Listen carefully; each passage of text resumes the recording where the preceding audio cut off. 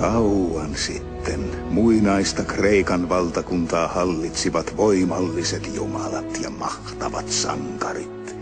Ja suurin kaikista sankareista oli Herkules.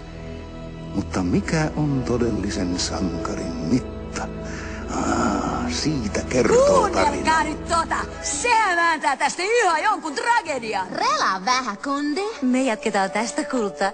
Antaa palaa, tytöt.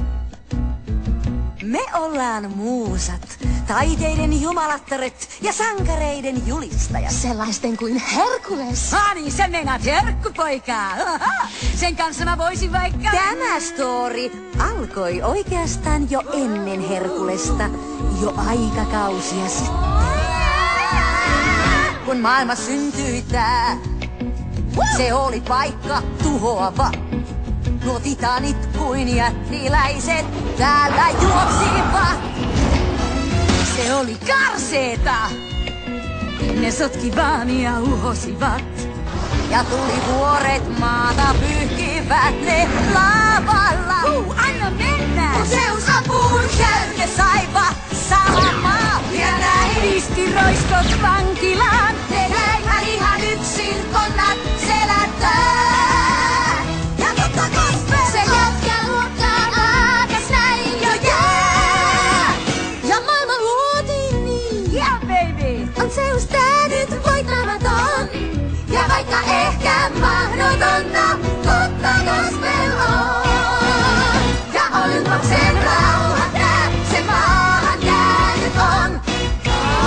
Ja vaikka ehkä mahdotonta, totta gospel on.